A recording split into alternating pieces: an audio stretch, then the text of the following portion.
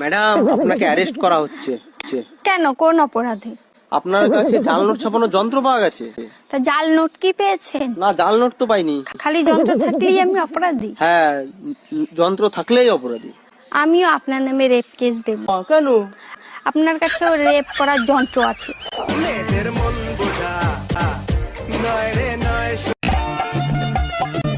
বাবু, আমি সবকিছু নিয়ে চলে এসেছি, চলো এবার আমরা পালিয়ে যাই। কিন্তু তোমার কথা তো আমার বাড়িতে বলেছি, কেউ মানতে চাচ্ছে না। কেন? কে মানছে না? কার এত বড় সাহস? আরে আমার ছেলে বউ মেয়ে কেউ মানছে না। কি হরে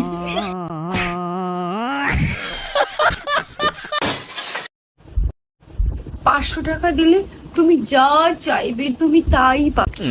এই নাও 500 টাকা। বলো তোমার কি চাই? 1000 টাকা দাও। প্রিয়, আমি তোমার বাবার সঙ্গে আমাদের বিয়ের কথা কোন সময় বলবো? যখন আমার বাবার পায়ে জুতো থাকবে না।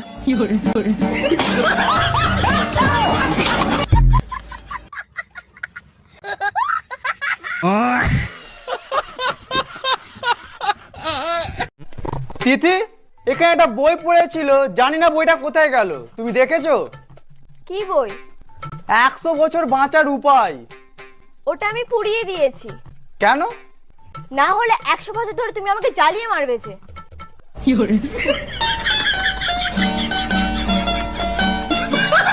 আজ আমার বাবাকে আমি বললাম, বাবা তুমি যেরকম আমাকে মারো, দাদুও কি সেমনি তোমাকেও মারতো? তখন আমার বাবা বলল, হ্যাঁ রে। তারপর আমি বললাম, এই বংশগত গুন্ডাগিরি আর কতদিন চলবে?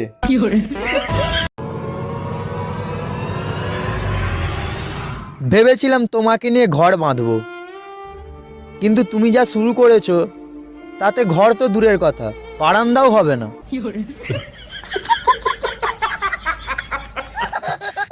মেয়েদের প্রথম ইনকাম আসে পাত্রপক্ষের পকেট থেকে।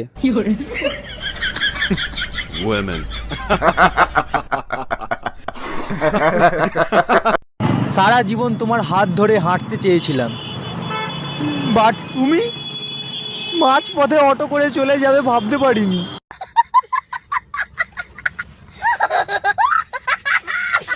অপরিচিত লোকেদের দেওয়া কিছু খাবেন না, পরিচিত লোকেদের দেওয়া ধোঁকা খান।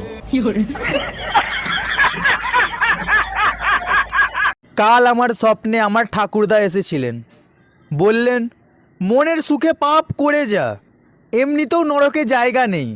আমি এখন পাঁচিলে বসে আছি।